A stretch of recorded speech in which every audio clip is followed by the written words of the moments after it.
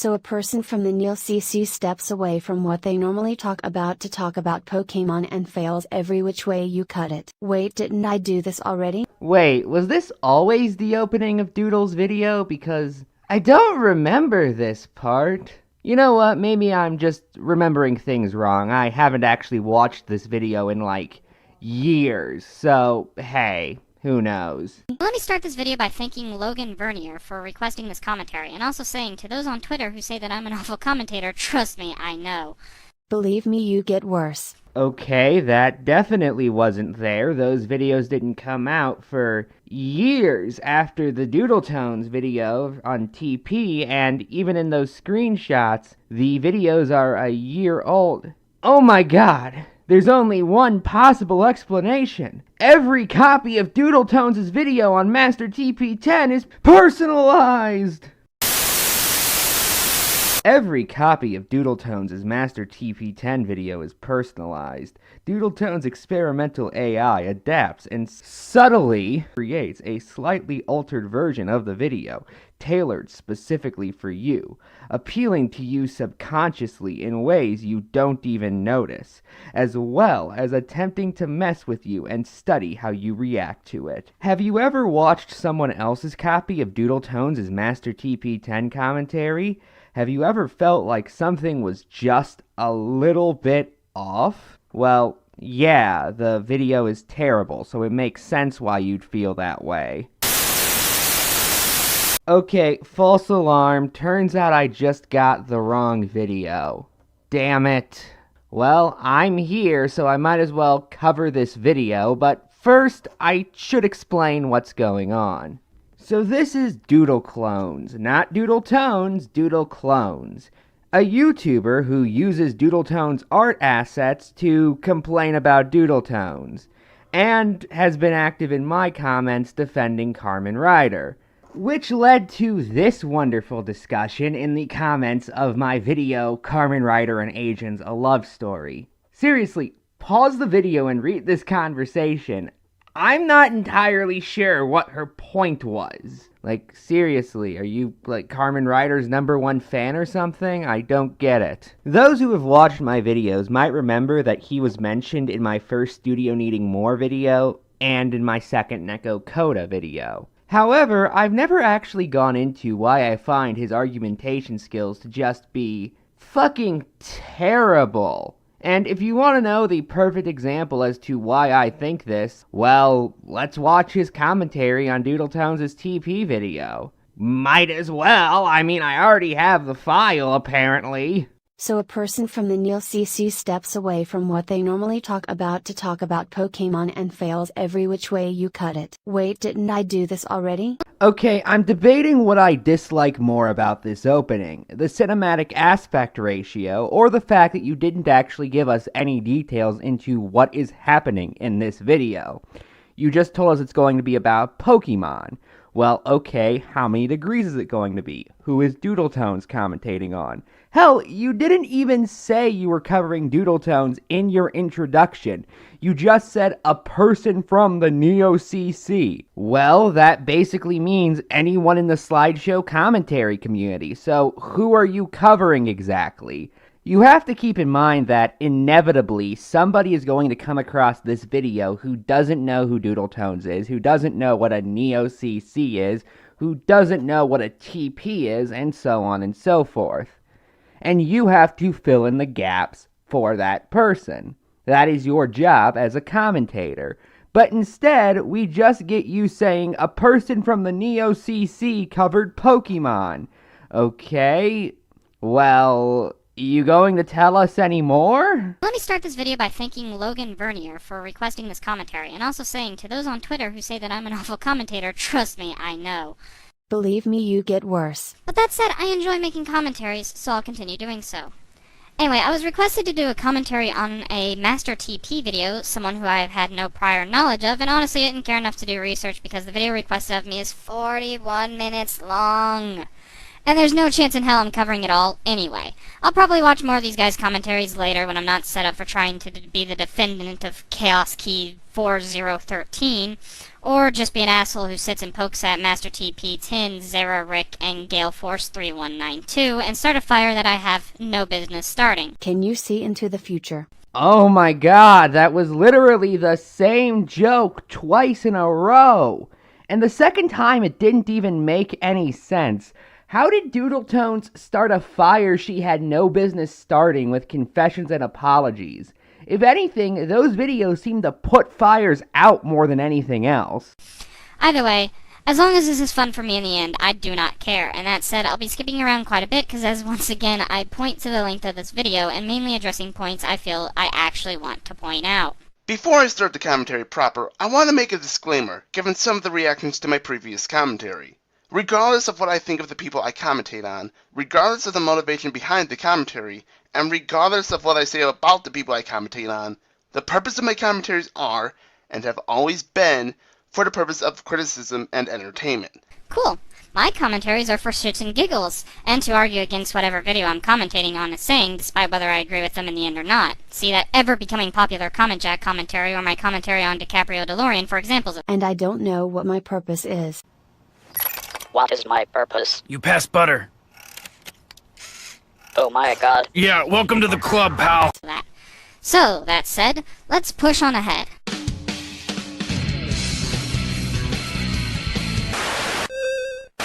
Okay, I need to bring up something now because if I don't, it will continue to annoy me throughout the entire video. Clones' footage of the video that he's commentating on is very slightly desynced. It's a little hard to notice at first, but once you notice it, it's the only thing you notice about his presentation. For reference, here's how that footage played in Chaos Key's original video.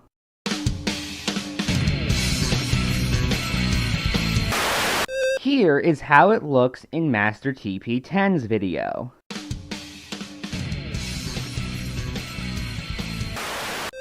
Here is how that looks in DoodleClones' video.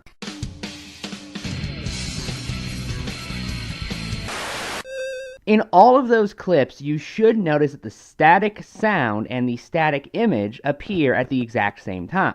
Let's compare that to how it looks in DoodleClones' video. Push on ahead.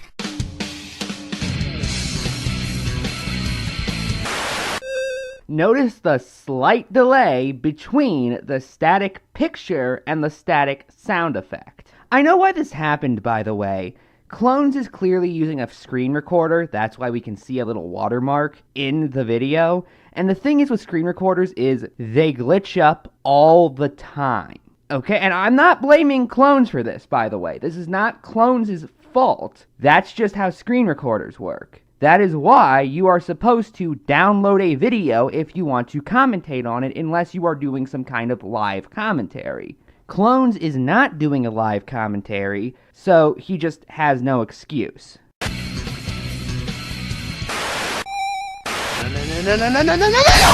Don't you ever touch Lana again! Wait, what did you just shoot? Chaos Key? Yourself? The footage? Lana? Ryan? Ow, my Chipotle! That's a good question, actually. You bring no excuse as the random gunshot noise. It just comes off as, well, pointless. I think they were implying that he tried to shoot the intro but shot Ryan instead. Okay, I'm trying not to nitpick the editing because, well, my editing is not perfect either, but how does your background disappear for a full half second? Especially considering you were still talking when it disappeared. Stop using my avatars! Why do you do this to me? Wait, how is Ryan still alive after that? They weren't shot in a place that would result in instant death, and it hasn't been long enough for them to bleed out yet. You do know that bleeding out takes time, right? Now, I know Sean's made a new intro since making this countdown, but we want to criticize what he changed for this Halloween edition of his old intro, just in case he tries to do. Wow, that's a bad microphone. Not really, no. I mean, I can hear him just fine, I can understand him just fine. The quality could be better, sure, but it's not, oh my god, that's a bad microphone worthy. I know that my text-to-speech voice is not the most pleasant thing to listen to. But at the very least it's something new. No, it isn't. Automagic Critic has been doing text-to-speech commentaries for 6 years now. And Pink Robot and Nintendo MetaRunner have also done text-to-speech commentaries in the past. Hell, if you want to go even further back, we can talk about channels like Most Hated Stuff and The Uncle Hammer. And if you want to open this up to troll channels, then off the very top of my head, there were channels like Communist Commentator, SpyScriber, and Fluttershy259, all of which, again, used text-to-speech. Having a bad microphone is nothing special. I suggest you get yourself a U37 microphone. You can get one for about $70. Do this again. First off, the audio is fucking shit. Says the person who sounds like he's recording in his bathroom. Again, how? Do you mean that Xeric has an echo? Because I guess, but it's so minor I wouldn't have noticed it had you not pointed it out. What? Could you not find a better version of this on YouTube? Or even rip it yourself? All it is a random static transition clip you found that you inserted. Unedited, mind you! Into the intro, followed by bits and pieces from the opening of Pokemon Crystal. This is lazy. 1. I don't see how that's a problem too. Also, this is funny coming from you. Since all your stills are just PNGs. You found on Google image results. And you didn't even bother to remove the background for any of them. PNGs don't have backgrounds to remove. You are thinking of JPEGs. So I don't think you have the right to complain about someone being lazy here, mister. You could have at least done something, like play the static clip for a second and then cut it at the beginning in order to have some form of glitchiness. Next. Are you gonna murder him if he doesn't? Okay, I'm trying to not make this commentary just me being confused at the video for however long this is going to be, but I honestly have no idea what point Clones was trying to make with that. The fact that you're using unknown is something spooky, though I'm gonna let Gail cover this. Oh no, it's unknown spooky. I don't think it was even supposed to be scary. Then why did he add it to the Halloween edition of his intro in the first place? I'm not even necessarily saying you're wrong, I'm just asking what makes you think this exactly, and what do you know? Another video that's fallen apart because the person making it doesn't actually explain their points. What one finds spooky or unnerving may not spook or creep out another. I myself find the movie It to be laughably bad. However, those with coulrophobia may think otherwise. I myself have an irrational fear of sitting under chandeliers, but my brother thinks it's absolutely hilarious. How has this not become an internet meme? Okay, here's my attempt to make that an internet meme. Is it funny? Yes. It's subjective. And while sure, when one makes a subjective video, they can have a conversation started on maybe some better things that could have been pointed out or maybe better reasons for those entries, but in the end, it is subjective. And if he finds unknowns to be spooky, that's his prerogative. Just because something is subjective doesn't mean you can't criticize it. You can't just hand wave away criticism. But it's subjective. First off, thank you for repeating the point twice. I didn't quite get it the first time. But seriously, you are half right on this. You can't hand-wave away criticism of a statement by saying that the overall end to that statement is subjective. That is true. The issue at hand, and DoodleClones also got this wrong for the record, is that's not what was happening. The Tri-Op wasn't getting onto Chaos Key's case for finding unknowns scary, they were getting onto his case for just using cuts to static and then footage of unknowns in replacement of things that are scary. Instead of building up a proper atmosphere where unknowns could be scary, Chaos Key instead just put an unknown up on screen and called it a day, essentially. The major issue they had was that it was lazy, above all else. Even if you are scared of clowns, to use the example DoodleClones used, you most likely wouldn't feel any fear if I just randomly put up a picture of a clown without any rhyme or reason and did absolutely nothing with it. So DoodleClones got this wrong. I will give you that. But you still didn't quite get it right. You just say, well, you can criticize things that are subjective, which, again, kind of. You can criticize somebody for the reasons they have this subjective feeling, but you can't really criticize the subjective feeling itself. For example, I think the movie Talk Radio is terrible. terrible.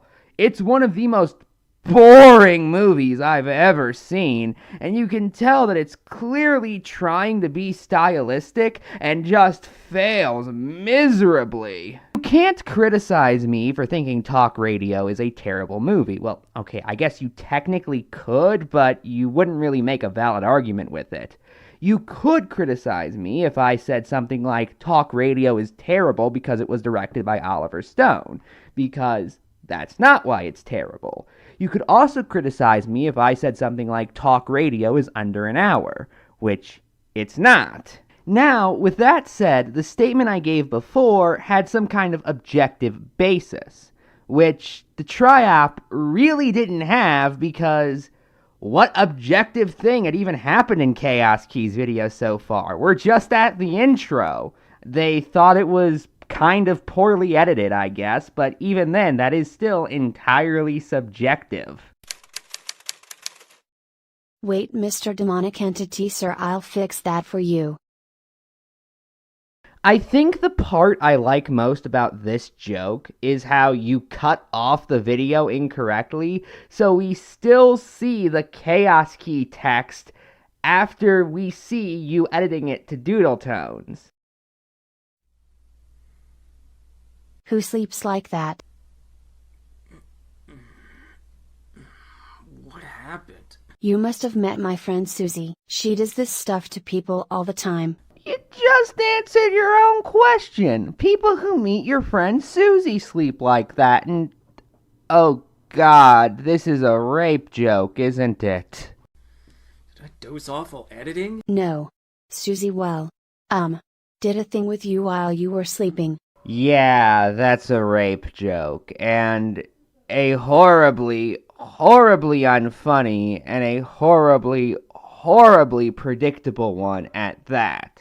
Although, I call it a joke, but I'm not even entirely sure what the punchline is outside of lol, Chaos Key was raped by one of DoodleClones' characters, I guess. I just don't know what else to say. Like, I'm not even offended at this. I'm just horribly, horribly annoyed, if I'm being blunt. Complete a top 5 Halloween countdown about something dark within a given time. Failure to complete the list shall result in erasure. That's oddly specific. Okay, two things. One, someone has clearly never seen Saw. And two, don't you mean specific? I like these implications. It's now my headcanon that Sean is actually dead, and these videos are nothing more than his eternal torment for being literally Hitler in a previous life, all because his parents never let him go to the Fall Out Boys concert with his golf girlfriend, which is totally different from Emo, by the way. So he ended up doing a murder-suicide on his family, but that failed since it turned out he didn't have the right dosage of weed to OD off of, so he went to jail and then played butt buddies with Big Bubba and ended up killing him due to Sean's weak pelvis. What the fuck was any of that? I think you just described DoodleClones' backstory. You know, I'm starting to think this clones person doesn't particularly like DoodleClones. Call it a hunch. You tell me, you're the one who went on a 50-second tangent about your headcanon. The only one who would know what the fuck that was would be you. I know you were trying to get a joke out there, but that joke was so far out there and random, it barely made any sense whatsoever. Try again, please. But I thought you couldn't criticize jokes. Because they're subjective. Yet you're doing it here. You're such a hypocrite. Try again. When did DoodleClones say you couldn't criticize jokes? I have no idea what you're talking about at this point. I really don't. Mind you, it is possible that DoodleClones did say something along these lines, in which case, are you going to show us a clip of her saying that, by any chance? No? Okay, then your audience is just completely confused and has no idea what you're talking about. Congratulations. That's what I'm counting down. These are my top 5 dark and creepy things in Pokemon. You say that these things make the series not child-friendly, but there are plenty of things that have done and had worse that are still considered child-friendly. What? No, he didn't. He just said that they were creepy. Not that it made it not child-friendly. Stop putting words in his mouth. Jesus Christ. Okay, this is another one that you're half right on. Chaos Key actually said that the dark and creepy things in Pokemon, quote, make me question how child-friendly the series really is. He didn't say the series wasn't child-friendly because of these things explicitly.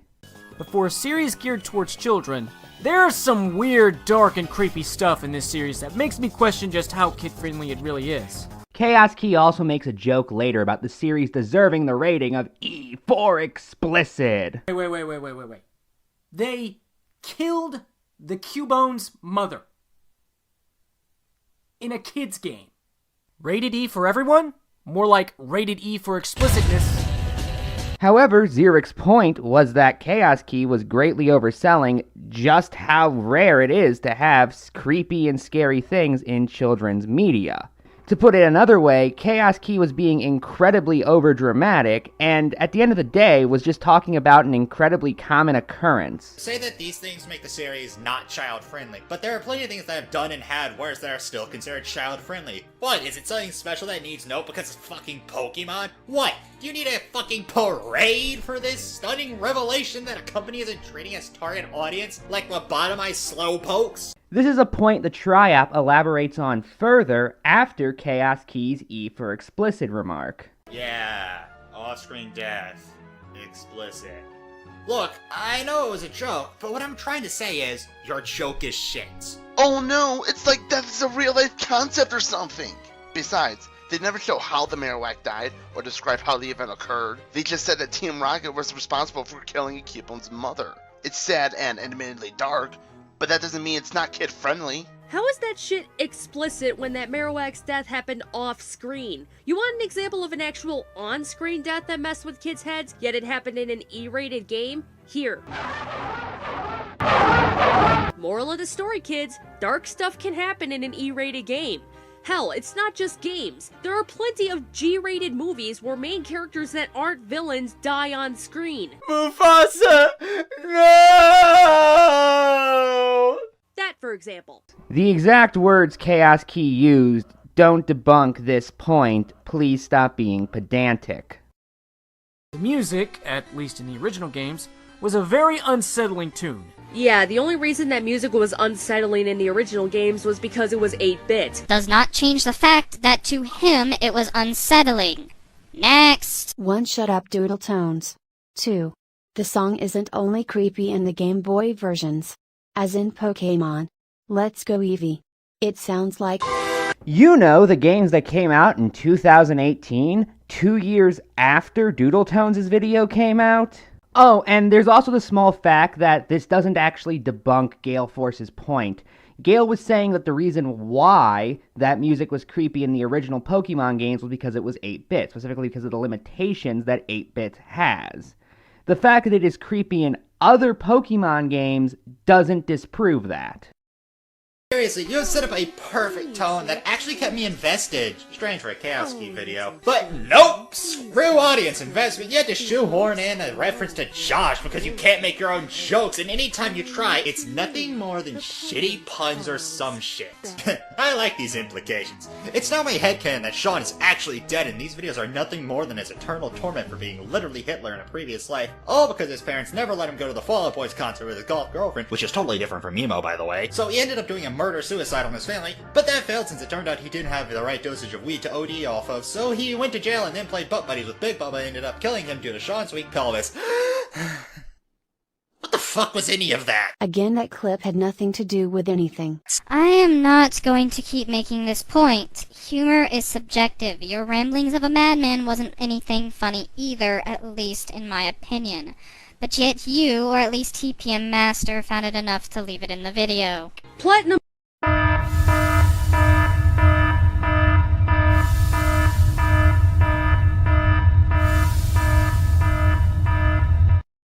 Wait, what happened? Oh no, this is bad. DoodleClones has gone into attack mode. She is about to flip out any second now.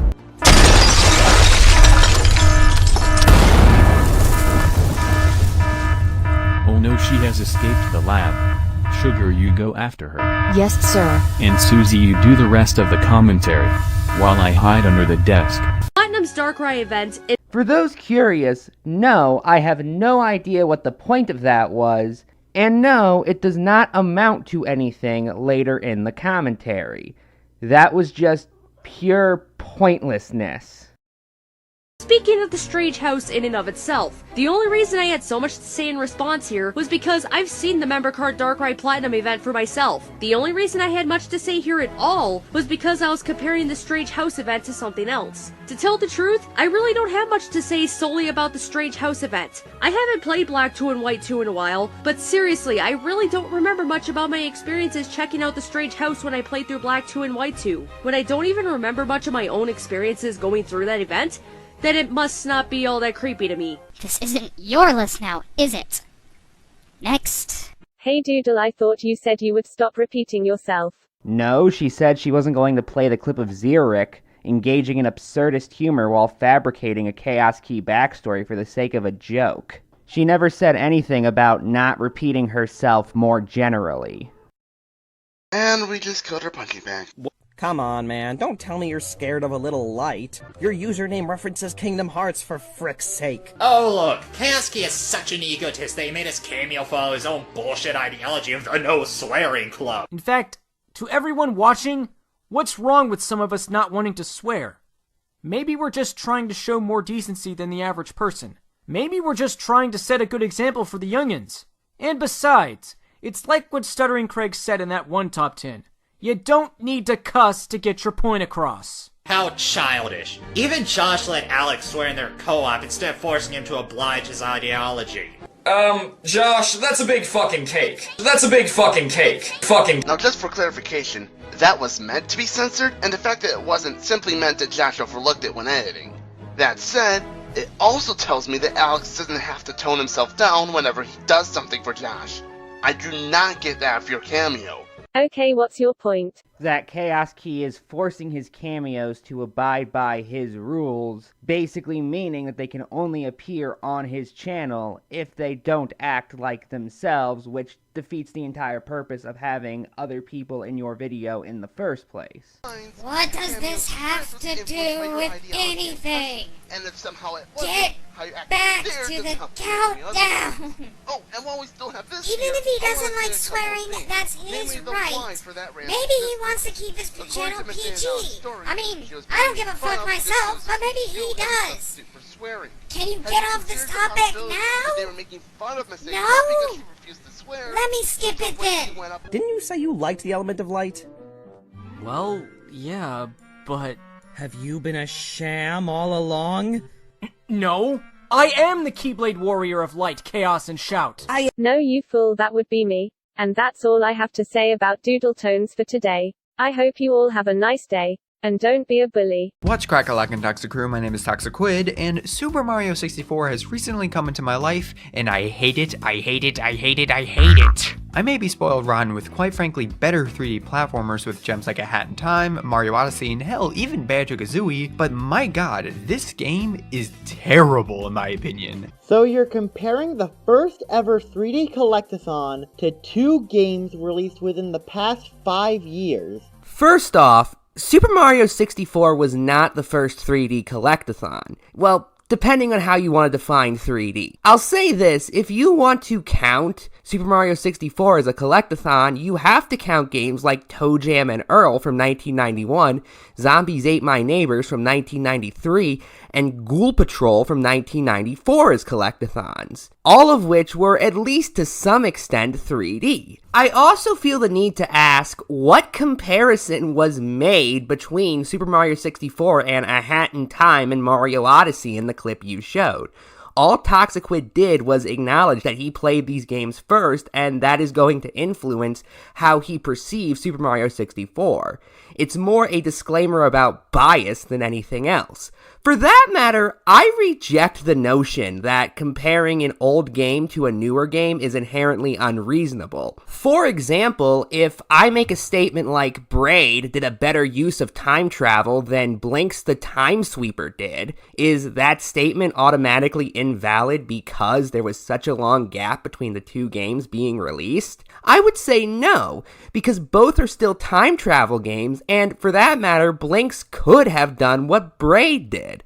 Now, if the comparison is invalid because, for example, the technology wasn't there, like if Toxiquid was requesting full motion cutscenes in a game that did not have the technology to do that, then I would understand. However, if all he's doing is using a new game to illustrate something that it would have been perfectly reasonable to expect an older game to do, then it is not invalid to inherently compare new and old products. I get comparing it to Banjo, since it at least came out in the same console generation, and only came out 2 years after Mario 64, but the former two would naturally be unfair to compare it to, since one takes the ideas Mario 64 has and refined them, and the other was a later game in the exact same series released 21 years later. Well, wait a minute, your description of A Hat in Time, that it builds on concepts from Super Mario 64, is also true of Banjo-Kazooie.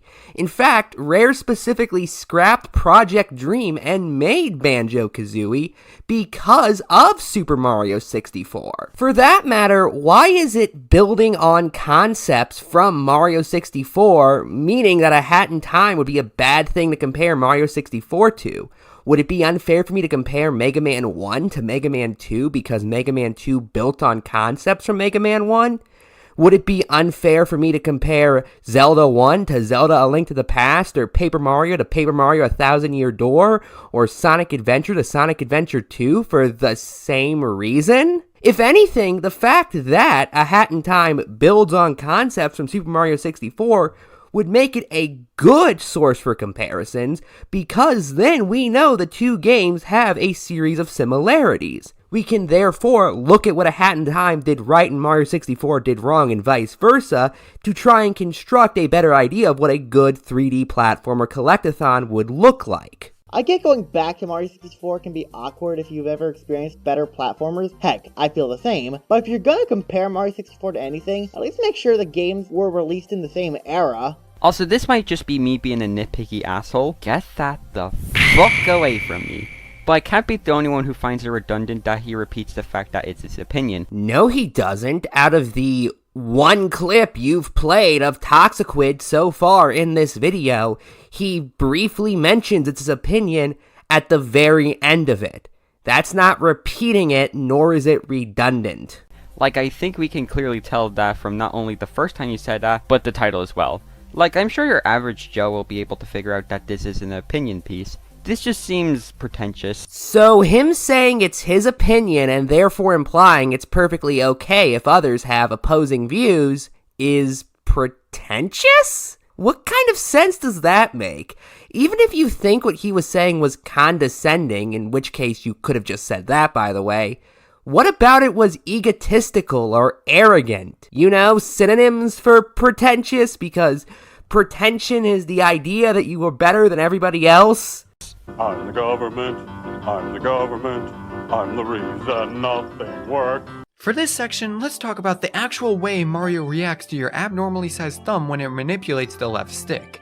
I'm not gonna beat around the bush. Mario is slippery while moving, like abnormally slippery when compared to his more recent outings. This is a huge problem because it makes doing precise platforming, which is required in some areas, nearly impossible.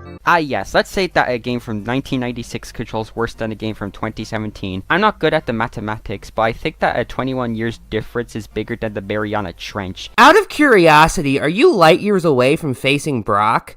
Also, this I kind of get because there was actually a comparison here, but I still feel like you missed the point. He specifically said that the issue was not that Mario was slipperier here than he was in other games, but that the game requires you to do precise platforming that the controls are too slippery to comfortably do. For that matter, why is Super Mario 64's age a reason for the controls to be bad? Especially considering there are plenty of Nintendo 64 games that most people would agree have aged just fine control-wise. Off the top of my head, Mario Kart 64, Banjo-Kazooie, Star Fox 64, Donkey Kong 64, Banjo-Tooie. Again, these are just all improv off the top of my head. Now, if he was talking about something like graphics or audio quality, again, then I would understand. But controls don't get better as time goes on. There are tons of games from all eras of gaming that control perfectly fine. Mario 64, in his mind, is not one of them.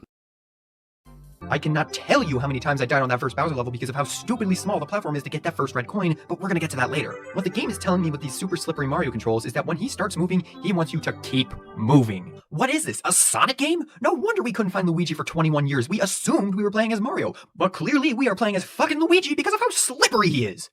Alright, that's enough.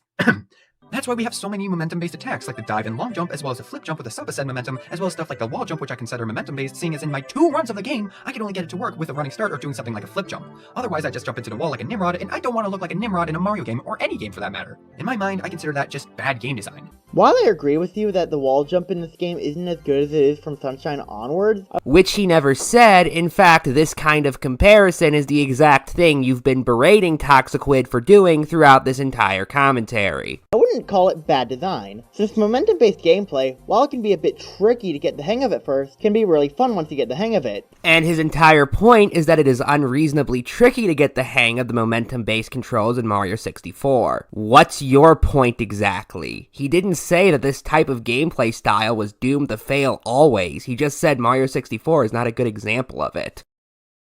The fact of the matter is that Mario clearly was designed for more open area exploration stuff, and that just doesn't mesh well with around a third of the levels, and even more sections and even more levels make this shit unbearable. Legit, I think the only people this benefits are the speedrunners, but considering that I'm experiencing this for the first time in the 3D All-Stars pack, I can't even do all the fancy movements in the first place, so it doesn't really apply to me. Okay, first things first. While yes, for a few levels, I agree they don't mesh the best with the controls, that's more of a level design issue and not really one with the controls. I guess, but the point of controls in video games is to allow the player to smoothly and easily go through the levels. If the controls do not complement the levels, that is just as much the fault of the controls as it is the level design.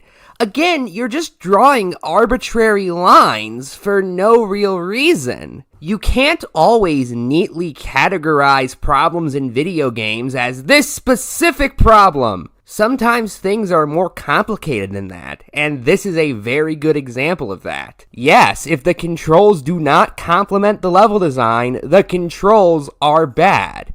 The level design is also bad. Multiple things can be bad at once, FireBolt. I don't know what else to tell ya. Just because some levels weren't built with the controls in mind, doesn't mean the controls are bad. For example, Mega Man X6 is awful, one of the worst 2D platformers I've ever played. But most of the problems aren't caused by the controls, but the level design, and how a lot of the levels simply weren't made for certain characters, namely Unarmored X and the Shadow Armor. Okay, now I'm just confused. So, because one game had many issues with level design, but no issue with controls, that means the two concepts are entirely unrelated, I guess? That's not how anything works. Do you know what a Venn diagram is? I think it would be very useful for you right now. That aside, I can cleanly separate the levels into 3 distinct styles. There are the gauntlets, which really don't have any big open areas and just focus on individual challenges, like Lethal Lava Land and Rainbow Ride, the water levels, which has a whopping 3 in this category, being Dar Dar Docks, Jolly Roger Bay, and Wet Dry World, and what I'm calling the box gardens, which are just giant open areas to go around in, like Cool Cool Mountain, Bob Bob Battlefield, and Tiny Huge Island. Can you tell the ones I'm going to absolutely shit on? If you guessed the box gardens, you'd be incorrect, because the gauntlet levels can go jump off a tall mountain because they all suck so much. These levels, especially TikTok Clock, suck so hard. It, being one of the final levels in the game, said that, yeah, they can handle bullshit, but the developers were debating back and forth and questioning how much bullshit to put in, and when Miyamoto himself came and said, yes, fuck it, put it all in. So in one world, we got conveyor belts, pendulums, rotating platforms, rotating blocks, tiny walking spaces, cages, jutting out platforms, asymmetrical rotating platforms, a womp, a large gap, vertical level schemes, fucking Walter. I named this guy Walter because he was always out to get me when I tried to go up the pole. I mean, it's almost like it's, by your own admission, one of the final levels in the game, and you fail to really explain why it's poorly designed outside of the set pieces the level uses. His point was that the level was throwing too much at him, hence his characterization of it as a gauntlet or a severe trial, and then going on to list the various trials of the level that gave him trouble. Like, how do these set pieces affect the overall quality of the level? After all, you do consider it a gauntlet stage, so judge it by my understanding of your definition of a gauntlet stage. TikTok Clock tests the player's knowledge on the game, especially considering the level gets more and more difficult as Mario gets higher. Again, keep in mind that you mentioned that TikTok Clock was one of the last levels in the game. so it makes sense as to why it's one of the more challenging levels. True, but his issue is with the fact that there are so many levels in Mario 64 that could be considered gauntlet stages, not with Tick-Tock Clock specifically. He feels the controls of Mario 64 do not properly complement the gauntlet style Tick-Tock Clock, and several others have. He is using it as an example because it is the hardest, and it is the hardest, you are correct to point out, because it's one of the last, but that doesn't change the fact that it is the hardest level in a genre of stages that he does not find to be enjoyable. Hello, this is the SonicShadow channel.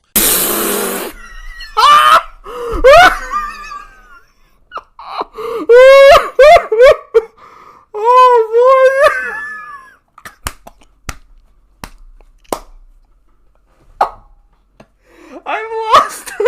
I normally don't make fun of voices because people can't control how they sound and it just seems a little mean. But I have to make an exception for this guy because I just cannot listen to his voice without laughing. Hello, I am the SonicShadow channel, and I sound like a 70-year-old prostitute who's been chain-smoking for half a century. Or maybe I sound like your drunk friend badly doing a Shadow the Hedgehog impression. Once again with another video. This time it's going to be a rant, and what I am going to be ranting on is the commentary community. Committee? Don't you mean community? For the record, this guy might have a speech impediment, but if that's the case, why not just say SCC? Why say a word you can't pronounce like committee? Yes, this will be the second part of a rant I did on the commentary community. I swear to God, if it turns out that the SonicShadow SCC rant suffers from continuity lockout, I'm gonna be pissed. Almost a year ago, because I really need to rant on them again. Honestly, what do I have to say about them? Am I supposed to answer that question? Because my gut tells me what you're going to say in the rest of the video. They never really improved one bit. They fictionally improved by 3, though. Not at all. There are so many things wrong with this image, but I'm just going to list the first 3 that come to mind. First off, I can't help but notice that Mills Kohai is sticking out of the bottom left of the screen like she's an erection, which I guess makes sense considering the nicest word you'll hear regarding Mills Kohai in today's SCC is dick. Although that raises an important question, which is, why did you pick an image that has somebody who hasn't associated with the SCC in 3 years? Especially considering not only does that person now hate the SCC, but the SCC hates her too, to the point where many of them call her an abuser. Seriously, they have a nearly 200-page Google Doc about this. The head of DoodleClones is also just terribly photoshopped. Seriously, it looks like she's a bobblehead. And the speech bubble is positioned in such a way where it looks like the mountain is talking. Also, why is Doodle saying dead topics considering she was one of the first people to reject that notion in the first place? Or maybe the mountain is saying it in response to her beating a dead horse labeled the commentary committee with a question mark for some reason. I should note the description of this video says the thumbnail comes from a video from That Kid Douglas, which was uploaded in 2017, hence why Ray is there. And I guess that blue thing on the side of SonicShadow's image is Megadupe TV. But that begs the question of why you didn't get a more recent image. Hell, why didn't you make a new image, considering you clearly have some ability to make images, considering you did that in your intro? I should also note the description says the song he used in his intro was called The Big Fuck You, which I had never heard of. Here are the opening lyrics of that song. Little bitch boy, thinking nothing's gonna happen. I hear ya talking shit, but I can't stop laughing. A little psycho, ego trippin', nuts on ya chin when ya got caught slippin'. Is this person, like, afraid of the letter G? Two faces on the same head, ripping one off to make the other seem red. I feel hate, I still gotta destroy one little, two little, three little bitch boys. Clearly the musical choice of a reasonable person. Now, to be clear, I'm not making fun of him for just liking this music. I'm saying that if he really wants to make a serious video criticizing the commentary community, then he shouldn't put a song like this in his introduction. That's just a bad idea. Look, I apologize for what I said in the first part. I apologize for what I said about dual tones, like, oh, how the hell can you like dual tones? I apologize for making so much of a rant about me. I just had to talk about my experiences with them, but the way I went on and on about it, it was just wrong. I also apologize to Loudon Styles for refusing to take his criticism in a civilized manner to improve, and for making that poor reaction video on him. He had some great points in his video on me that I overlooked, and for that, I'm sorry. That was me acting like a total dick, which is who I really am not anymore. I'm just a nice guy. However, it just doesn't excuse many people in the commentary community for acting like total assholes. It still doesn't change the fact that there was overt drama that the commentary community had gotten involved with. Two examples of drama that the commentary community got involved in were the drama involving Dan Stein and the drama involving Joshua. Let me elaborate on the whole Dan Stein thing. No, I will not let you elaborate on the whole Dan Stein thing. Seriously, this is a side note, but I never got why people do this in videos. This is a pre-recorded video. It's not like I can stand up and object to you going into more detail. I understand people in the community just wanted to call him out for his bullcrap and criticize him. That I get, but he does it again, and the community kept going on and on about him. They kept giving Dan Stein so much attention, when he was never going to improve in the first place. Okay, I could understand the keep giving him attention point if he was a troll who was just looking for attention to get a laugh. However, he wasn't. He was a legitimate want-to-be commentator who kept making bad videos. Why is it our fault for pointing out that he kept making bad videos and not his fault for continuing to make bad videos? And this isn't even getting into the actions Dan Stein did to people. You can hear all about that from other people in the SEC. I won't go into those here. But again, why is it the fault of the messenger and not the person who's being talked about? This is also the essence of your point regarding Joshua, which I'm cutting out for the sake of time. And in the case of Joshua, it's just even more confusing considering the SEC did leave him alone for about half a decade. Joshua began getting covered again in 2016, after he had been ignored by most of the SEC under the assumption that he was a dead topic since roughly 2011. In fact, a year before Doodle started covering him, which reignited his bandwagon status, Half-Boiled Hero released a now-deleted video where he criticizes another commentator by the name of the Maverick Gamer for covering Joshua. I know for a fact this is how it happened. I was there at the time. See, what I meant in the first part in this rant is that people in the commentary community should at least be civil about it, and if it doesn't work, don't respond. Simple as that. I mean, yeah, what Dan did was screwed up, but maybe what the community could have done instead of still responding to that guy is settle this quietly in private matters, like contacting YouTube or something to get him banned or whatever.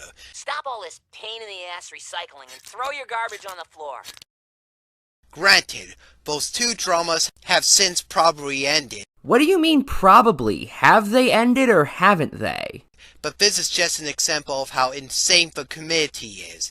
Actually, you gave us two examples, but details. It pisses me off. This is all what I meant in part 1, that people in the community should get along. I am a well-known advocate of people getting along.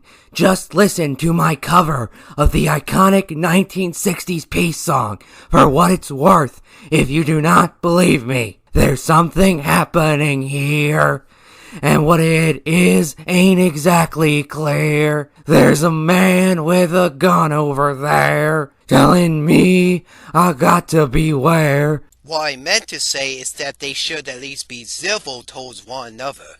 They don't have to be nice to each other. They can even disrespect each other if they choose to do so. But it's important to know that no matter what, at least be civil. If you're going to disrespect me, at least make sure to do it nicely. Fortunately, with the many sea of assholes in the community, it's hard to find sane ones in that community. Many like Umbrus and Raven Pines are total dipshits, especially Umbrus. Or, as I call her in Discord calls with people who pity me enough to say they're my friends before getting off and crying myself to sleep, as I do every night. Umbrus. Owned. Who has had a really bad reputation within the community. Not really. She has over 1,000 subscribers in a community where that's incredibly rare, runs Purely Odd Grandmasters, and is in the Cloud Palace. For that matter, even if this were true, why would you bring her up in your commentary community rant then? After all, isn't this supposed to be why you don't like the commentary community? So why bring up somebody who you think the majority of the community doesn't like? According to Blaze, that is.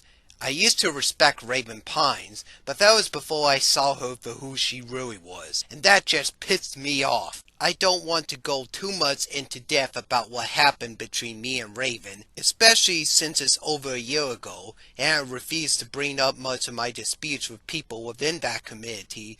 Then why did you bring it up in the first place? But let's just say it wasn't pretty. Nor was it witty, nor was it strong. Boonslayer also is pretty much one of the people in the community that are just downright shitty.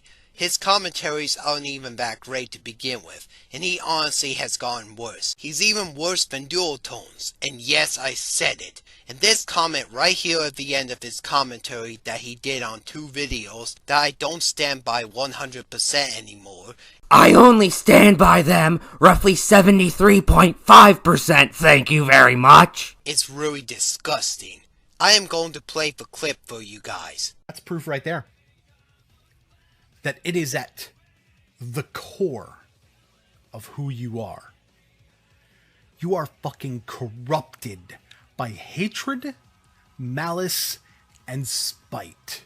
Yeah, what a great guy, right? This is downright slander. No, it isn't. Even if you ignore the fact that you'd have to prove these claims wrong for it to count as slander, which you didn't do, for it to be slander, you would have to prove that both what Boone accused you of was illegal, which it's not, being hateful, spiteful, and malicious are not crimes, and you'd have to prove that he intentionally lied about you. Wow, 1 second in, and already we have a historical inaccuracy. There's no such thing as a hot knot region. Hot knot is a racial term used to refer to a group of nomad people quite literally meaning people with no region in Southwest Africa. Oh, and the term is typically considered a racial slur, with the actual term for the race being Kikaho. And by the way, this does not change if it's a lion saying it. Makes the Hottentot so hot. Hashtag cancel the cowardly lion. Wow, that's a pretty fat guy for a 17th century African. I also didn't know that Africans screamed like stock sound effects of little girls screaming. I'll admit, I think I was ignorant on African people until I saw this video.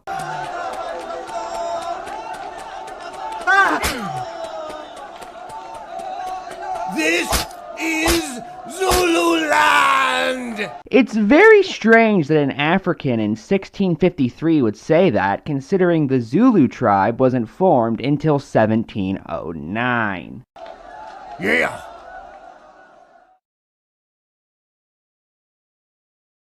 Hello, Mr. President. It's a pleasure to meet you. I should note, the flag in the background is the flag of the nation of Kenya, which is nowhere near where the Zulu kingdom actually was. This would be like me saying that Hungary and England are both the same because they're both in Europe. That's how far apart they are. My name is Larry Feldstein, and I'm from the Anti-Desecration League. A non-white member of the ADL.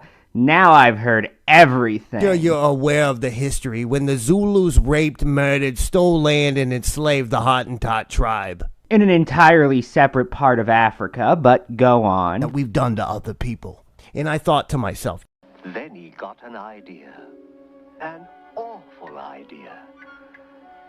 The Grinch got a wonderful, awful idea. you know what? We need to take every black country on the face of the planet and have massive non-black immigration and forced assimilation to create a melting pot, if you will. I mean, Toto's mostly white and they blast the rain down here. What's the worst that could happen? In the Zulus, it's always been a melting pot. So what do you say, Mr. President? Are you on board? If I agree to your psychotically retarded program, are you going to get the hell out of my office? I should note, this guy is trying to change the immigration policy of every country in Africa, of which there are 54. Even if the president of Kenya agreed to this plan, he would still need to convince multiple countries, many of them with very different political systems. Seriously, it's not as if he went to the OAU or something. He went to one country and told the president of that country that they should have more immigration. This would not be some giant geopolitical change. I guess, unless you live in Kenya. This should go without saying, but the border of Africa does not look like this. Africa, despite what this man seems to believe, is a continent, not a country. The only border it has is the oceans that surround it.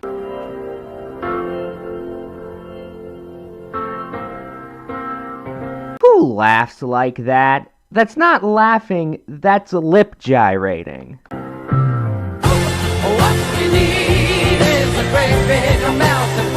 Great animation there.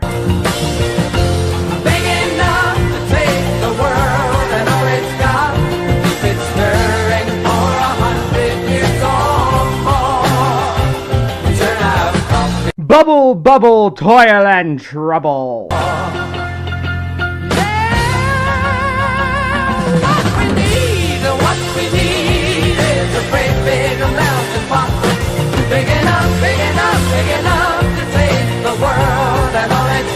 For the record, there are 4.5 million white people living in Africa at time of writing.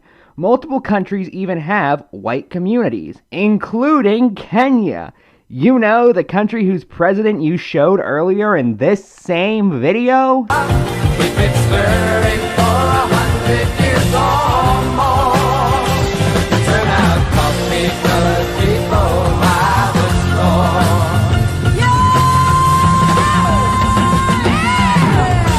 What we need is a great big melting pot. Big enough, big enough, big enough to take the world. What if we kissed under the genocide banner?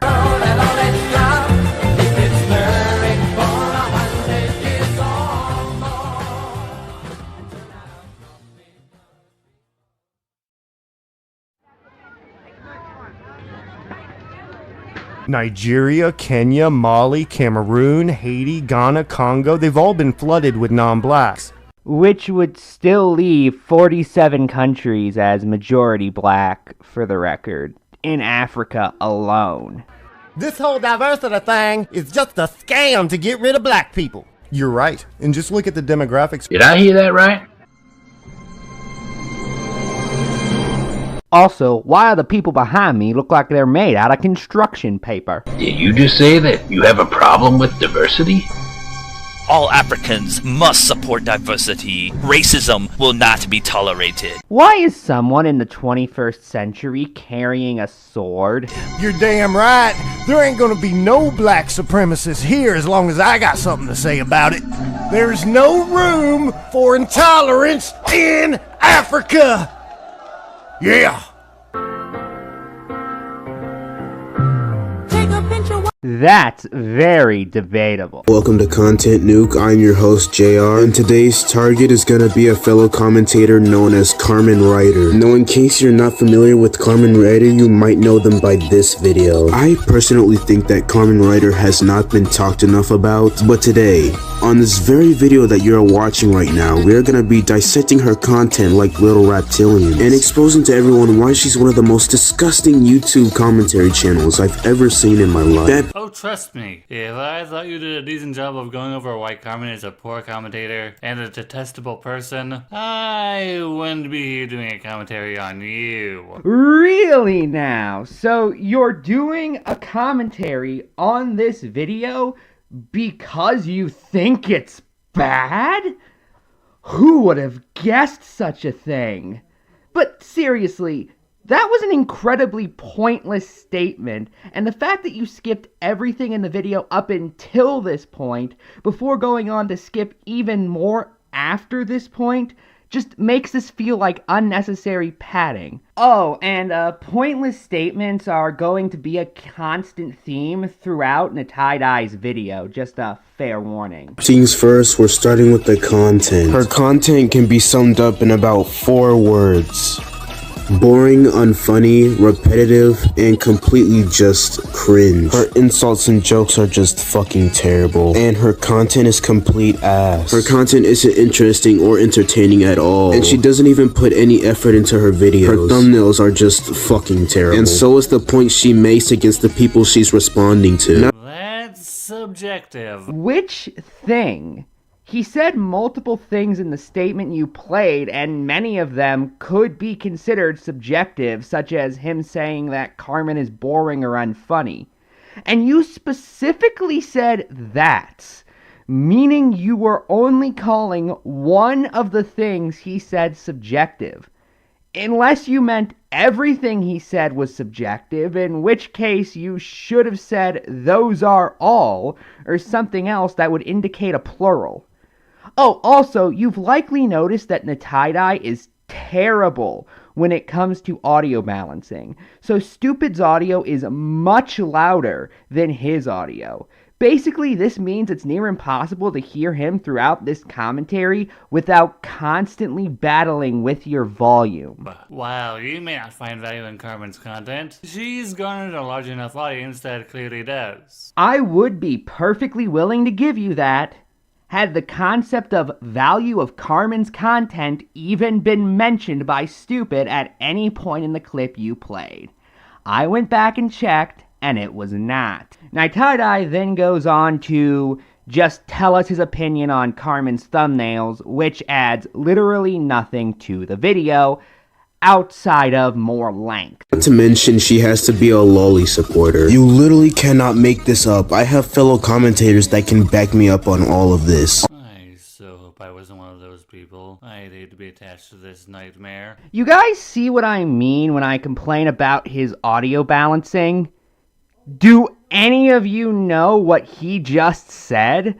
I highly doubt it because, to put it simply, he's too damn quiet. Today we're going over another anti-lolly. Not another Britney Venti. Yep. Now before we get into it, let's take a look at the thumbnail of the video. Haven't even clicked on the video and we already have strawmanning. Not only are you strawmanning, your strawman is wrong. Hey dude, if you're going to use a giant-ass fast-forward logo, please make sure it's not covering up anything. You know, like the subtitles that are specifically there because one person in the video is hard to understand. If you think that anime and media created to appeal to otakus provides an accurate depiction of Asian culture and people, honey, you've got a big storm coming. You're not funny. And this is just one of many clips of her being boring and completely unfunny. Not to mention, she just mumbles a lot. It's very unentertaining and completely cringe to watch. Yes. One Quit made a response to something her target said should certainly be all the evidence your audience needs to agree that Carmen Ryder isn't funny. Okay, you missed a pathetically obvious point, and that's that Carmen wasn't trying to make a joke with the comment Stupid played. She was just reacting to a joke the person she was commentating on made, which she did not find funny. Both you and Stupid totally missed that. I will now be skipping his use of a Fraggle Rock clip, which has such a bad glare on the screen, it's incredibly hard to make out. I did actually check the original video he links in the description, and not only is the quality much better, but so is the audio.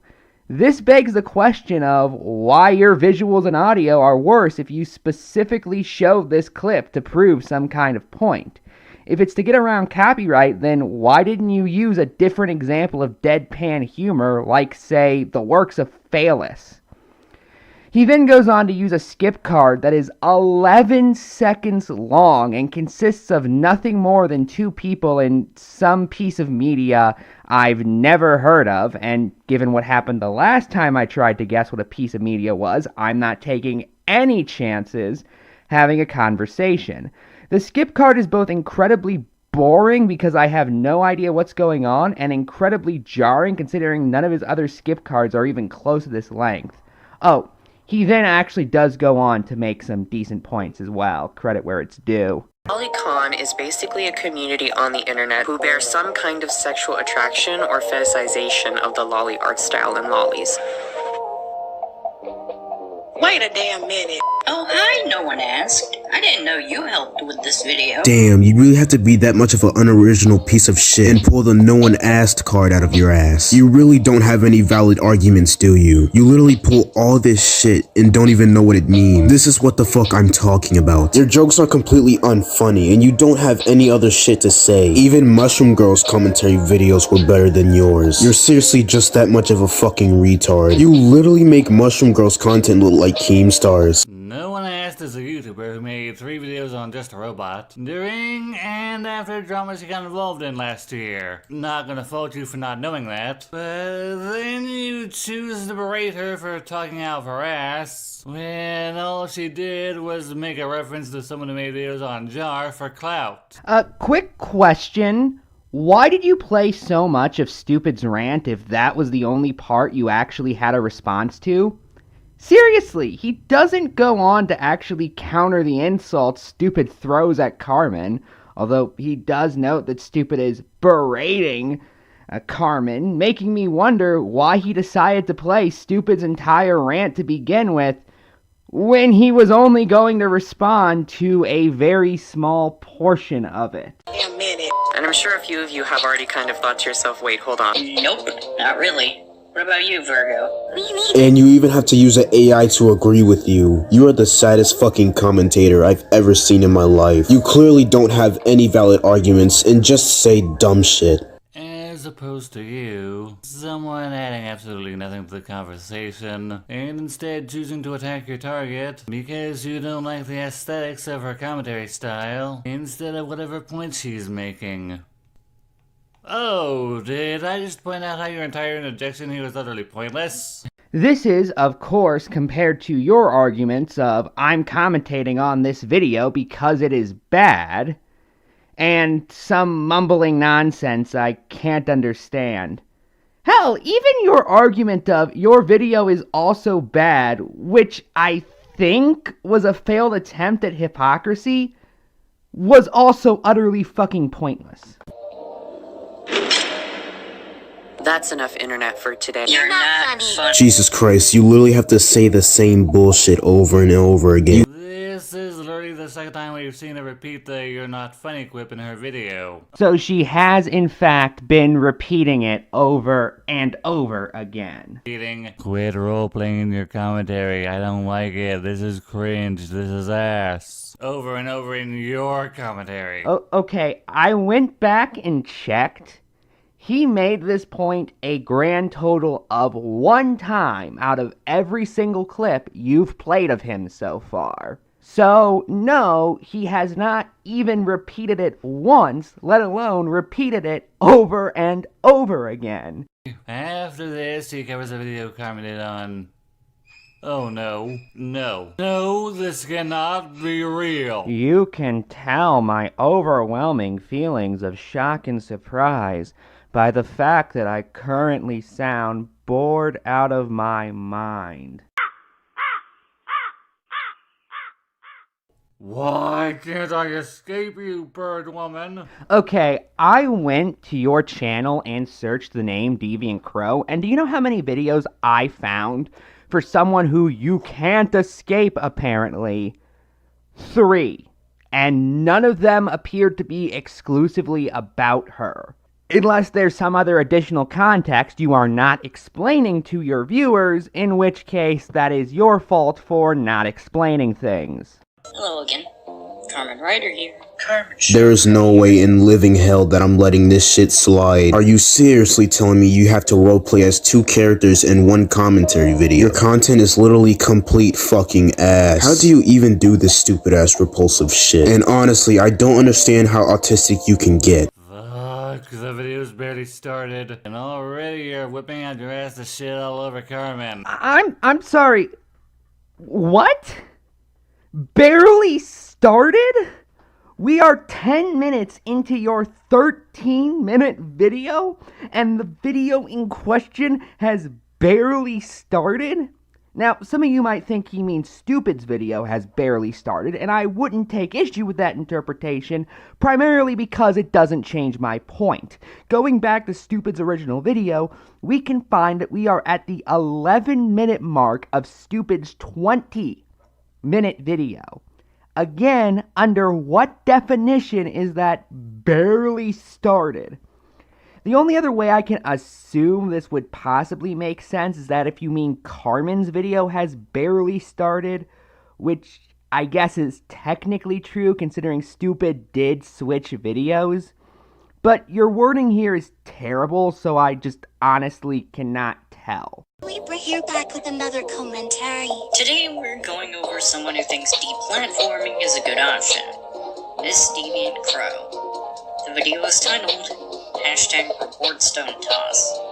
Pretty sure that's against YouTube TOS. It is. Under the harassment and cyberbullying section, it says that one of the ways this rule is broken is by, and I quote, content that encourages abusive fan behavior, such as doxing, dogpiling, brigading, or off-platform targeting. Please tell me what the fuck you are doing. Explain how what Crow is suggesting is a bad thing. Actually, she's explaining why it's against the terms of service, but details.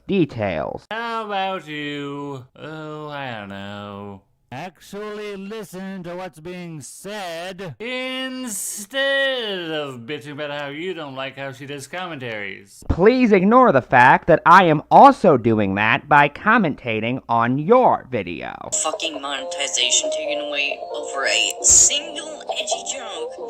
But Deviant Crow gets to engage in targeted harassment. Got to love the thumbnail. That's the face of someone who is confidently in park. Anyways, let's get it. I'm gonna be very honest here, you gave me a new idea for content. I might do a content nuke on this person next. Please don't. I can't bear to imagine how you could fuck up covering 2 easy targets in a row. Hey, you guys remember that whole pointless statement thing NaiTaiDai mentioned earlier? And by the way, he makes another one before criticizing Stupid's background music, which I do agree with, by the way. His background music is too loud. But I bring it up because he then turns it into a point about audio balancing, creating an irony that is so thick and creamy, you will be tempted to use a spoon, so I am skipping that. I want to point out that comic creators like this are barely touched on. I mean, all he does is make edgy comics, so there isn't much to talk about. Also, down there is someone's phone number. You might want to blur that out. Like my previous ones barely got a video on them, despite their somewhat popularity. And Stone Toss is an incredible example of that because he has over 100,000 followers, and yet rarely has any videos on him, which is a bit concerning considering the stuff he puts out. I mean, who wouldn't love the base Demogus? Stop, you are completely cringe. You literally make these stupid ass roleplay sessions in the middle of a commentary video. Again, and she's responding to what Crow said. By definition, That I realized that you don't want to give Carmen criticism for anything or point out how she's wrong, but just blindly insult her, so that's why I'm ending it here. wait, so it's over? Awesome, and I didn't even need to mention the fact that I'm near certain that this stupid guy you're commentating on is a troll. Although, to be honest, I don't believe this will be my best received commentary of the year, and will be highly surprised if it doesn't get on Doodle's worst of list at the end of the year, even as an honorable mention. Then why did you make it? You are quite literally saying that you think everyone is going to hate this commentary, which leads me to wonder why you thought making it would be a good idea. Hell, at least when Neko Koda did this bullshit, she clouded it with mindless screams of, "I will not be intimidated." You aren't even doing that much. You're just openly saying, everyone is going to hate this commentary. Congratulations, you are winner. That's my full response. This isn't so much as to defend the co-op, as it is to explain the reasoning behind the points we made. Isn't that what your original video was supposed to do? You know, explain the reasoning behind the points you're making? Also, you gotta love the distinction without a difference. So, according to Foxwell, this video was not meant to defend the video that Umbrus commentated on. It is instead meant to explain the points that he made in the video Umbrus commentated on to somebody who did not agree with them in order to explain why those points were actually correct. But that's not the same as defending the points he originally made. Where would you get that impression? So, with all that out of the way, let's begin. So she didn't give any context except for half of the degrees. Also, this is just factually wrong. Actually going back and watching Umbrus' original video, she directly mentions that she's covering both a co-op and a Pokemon-related video. I'm covering a co-op commentary about Pokemon. Oh, and there's also this part during her intro where both you and your co-op partner have their names and avatars on the screen. And for that matter, there's this part just after her intro, which is present in your video, might I add, where we see the names of all of the degrees plus the avatars that they're using. Plus the fact that you and your co-op partner's names are literally in the title of the video. With all of this put together, any audience member should be able to figure out what's going on. What context is missing exactly? Pokemon Sword and Shield, I can say are some of the most enjoyable Pokemon games I've ever played. The cast of Pokemon in these games is actually very good to me. And I can be honest, I like the majority of these Pokemon. More like literally all of them besides 10. Even with the 10 I don't like, these Pokemon aren't even the worst Pokemon I've ever seen. There are much worse Pokemon like this stupid looking thing. The majority of the Pokemon in the decks have great designs and concepts behind them. Heck, even the fossils are cleverly made despite how much Arceus hated them. But yeah, I think you guys know where I'm coming from. Where I'm talking about the not so great Pokemon in these games. If you haven't read the title already or haven't guessed it, I'm going to be talking about the top 10 worst Pokemon in Sword and Shield. In the past where I've made worst Pokemon lists, it got brutal for some Pokemon. I can say what I will say, won't be nice about some of these Pokemon because obviously it's a worst Pokemon list, but you won't see the amount of brutality like how I do with Electrode and Torterra. Which by the way, for all you Torterra fans out there, you guys know I'm not a huge fan of Torterra. I like Torterra more than some Pokemon on this list though. It's not the worst Pokemon in the world. Anyways, enough about Torterra. Let's just get into what I think are the top 10 worst Pokemon in Sword and Shield. We aren't even at the first point yet, and I already found an issue. This part of Umbreon's video lasted over a minute, and it could have easily been sped up to a solid 40 seconds. I don't know what editor you use, but it's safe to say that there is an option to speed up clips in there. This is just padding out your video to an obnoxious degree. So, why didn't you fast forward? Drawn out clips aren't real, just turn off the fucking monitor. Okay, I'll be serious now. I'm going to take a guess and assume that she did so because there was a problem that she wanted to show after the clip was done. That being the fact that a minute-long clip played out in your video without you speeding it up or doing any kind of editing on it. I'm making this assumption based off the fact that there's text on the screen at the beginning of the clip that quite literally says that. And to answer your question as to why she didn't speed it up, well, it's not her job to fix mistakes you guys make. What kind of bass-ackwards logic is that? Oh well, that is for you. You happy now? I've never been happy. Oh joy, he goes right into the list without giving any sort of criteria. Surely a good sign of things to come. Who died and made you the queen of countdowns? Because last time I checked, you don't need criteria for a countdown. You Kinda do. Otherwise, the countdown is going to be a royally confusing mess, and the person is going to come off as if they put stuff on their list for unrelated reasons. First off, I really enjoy your pot shot towards a video I've never heard of, let alone seen, which added nothing to your video and could very well confuse any audience members who don't know what you're talking about. Second off, this is a total misrepresentation of Umbrus's point. Actually listening to the original clip, she clearly doesn't say that you don't need criteria for countdowns like she wants every countdown to be postmodern. What she is instead saying is that you do not need to explicitly state what that is in the introduction specifically, especially if that criteria is already obvious. Who died and made you the queen of countdowns? Because last time I checked, you don't need criteria for a countdown, or at least go over in the intro specifically. It is preferred, but in scenarios like this, do you really need it? From the title alone, I think everyone knows the only rules is that the Pokemon had to have originated from Sword and Shield. This shouldn't be that hard to understand. You quite literally responded to a fragment of one sentence of Umbrus's point and acted like you totally debunked her.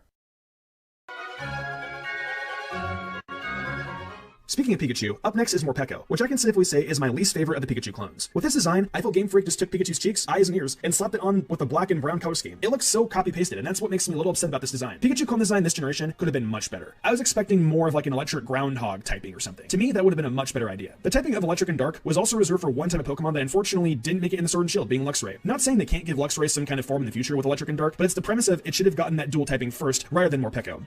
Any citation? Not really. He just thinks therapy with the 3D models and creates someone else's description before promoting himself. Well, anyway, you do realize that if what you're saying is true, then that would have been a horrible idea, right? Being an electric type means Luxray only has one major weakness, ground, which isn't affected by electric moves. If it were electric dark, then it would have 4 weaknesses instead of 1. Ground, fighting, bug, and fairy. Just being mono-electric is a good thing for Luxray. Jesus, you're supposed to be a Pokemon channel, and yet a scrub like me can tell you why that would have been a bad idea. Citation towards what? The fact he personally thinks that Luxray should have gotten a dual electric dark type in? Citations towards the typings of Morpeko? Citations towards Pepper Secret Hentai Stash? What are you talking about?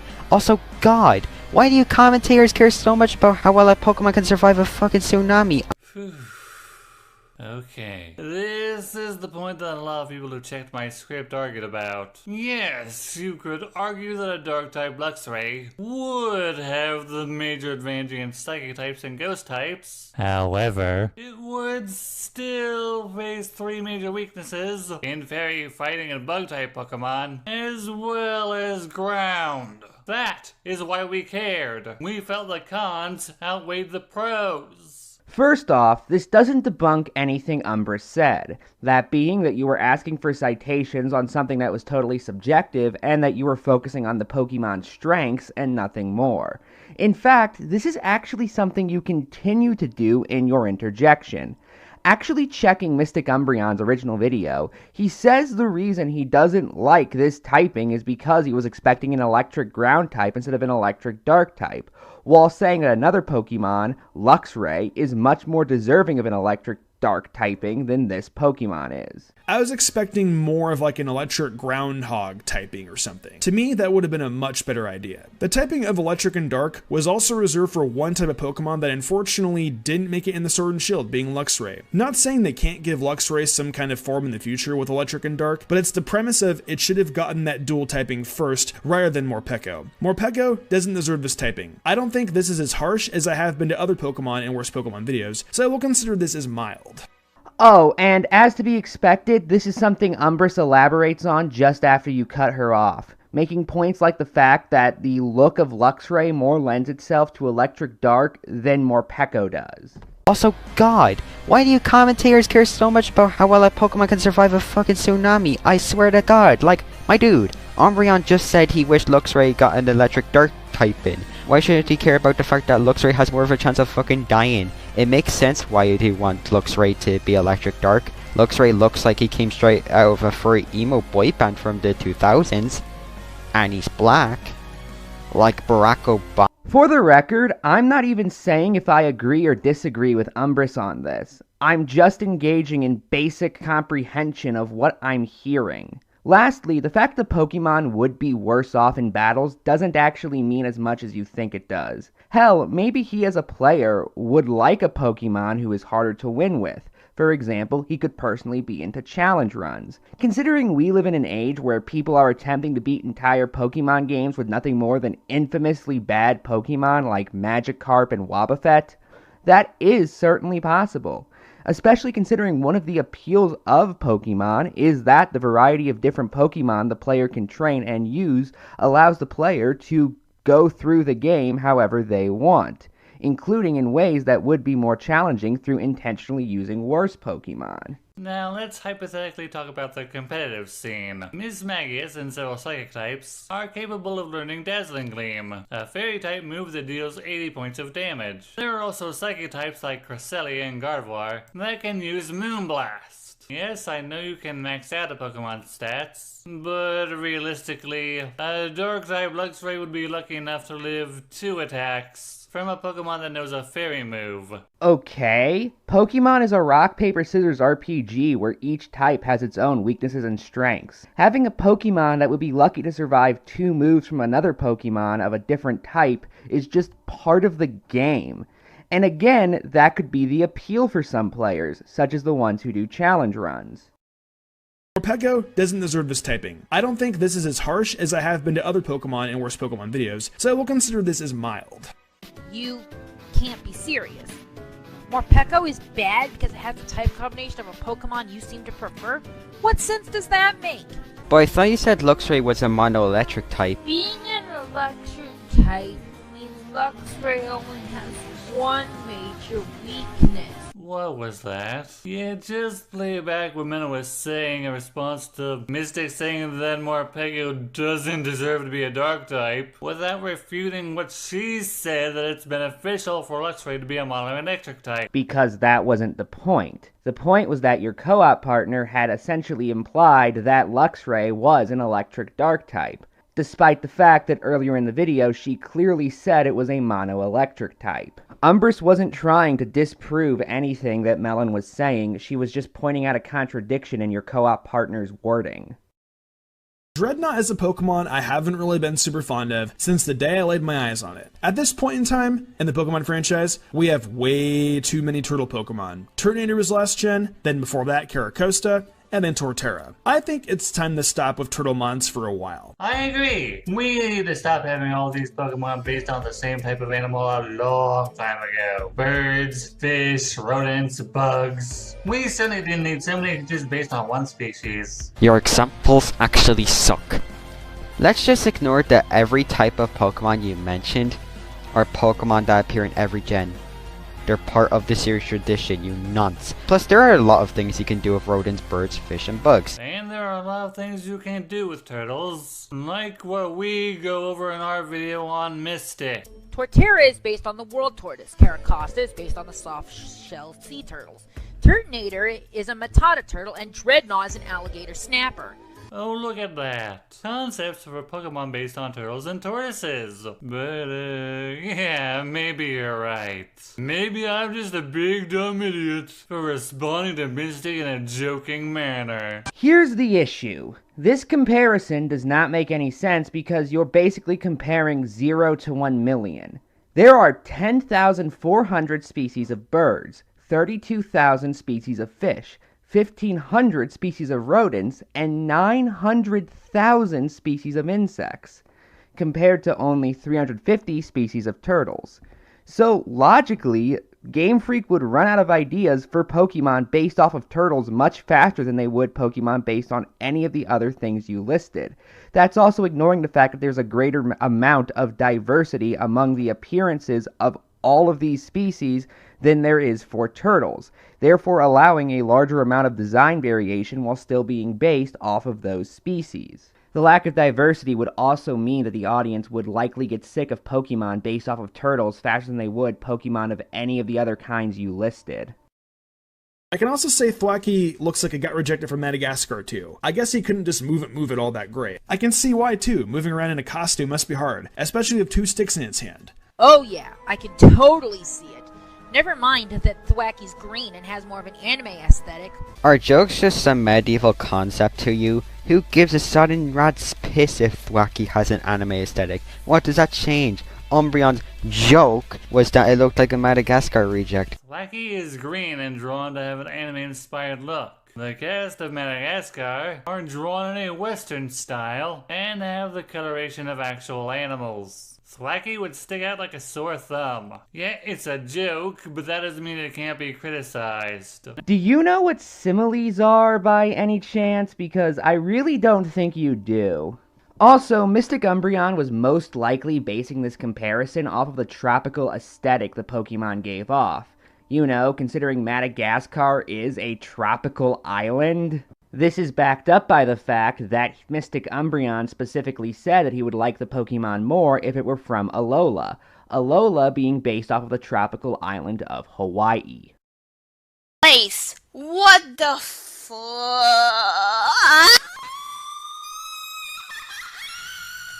Hey, remember this? What are TRs and where do you get them anyway? Don't derail my fucking point! Thanks, I didn't need my ears anyway. No, I don't actually, because you skipped that part originally. This would be where we end the video, but we have Umbrus's final thoughts to go over. Oh, they're not in the video itself, they're in the description. My final thoughts that didn't make it into the video. Okay, so you two have been under my radar forever now, and well, this video is, to put it bluntly, probably in my top 10 worst videos I've covered list if I ever decide to make one, specifically the top 5. You two are actually some of the most bland and uninteresting co-op partners I've ever seen. You two have barely any chemistry with each other and one of you is almost inaudible 90% of the time. I'm gonna try to address both of you, one after another. Starting with you, Melon Tart. Look, I get it, you're new. But this is really, really bad. You seem to not really understand how to construct a proper argument, so you either repeat yourself or take your target's jokes far too seriously. Again, you are new, so I won't go hard on you.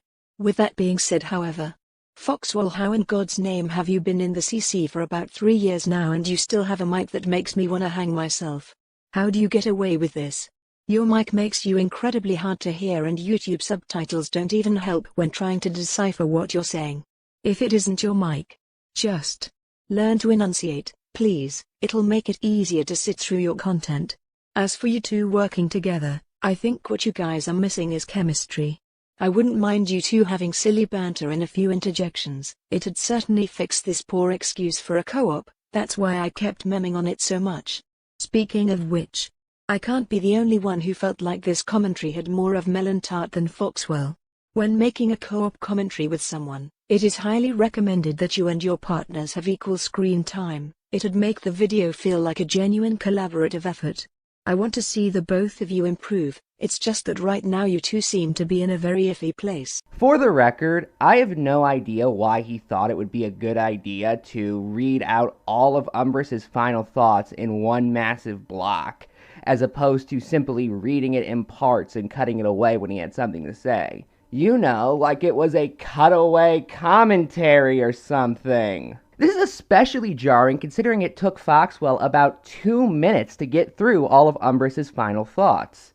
Meaning that's 2 minutes without him saying anything. We lacked chemistry, huh? That honestly feels a bit subjective. Or do the parts where she bites my head off and I react out of fear of her inflicting physical harm upon me not count? I don't know, felt like a passable dynamic to me. Oh my god, I've never seen somebody contradict their own point this fast. So if you guys had chemistry or not is subjective, and then you go on to attempt to objectively disprove the notion that you didn't. And who says co-op partners need an equal amount of screen time in a commentary? Not everyone in a collaborative commentary needs to speak in each and every interjection. When did she say that you did? What she said was that each co-op partner should have a roughly equal amount of screen time and points to make, because a collaborative commentary is supposed to be, follow me on this, NaiTaiDai, I know this is a little complicated,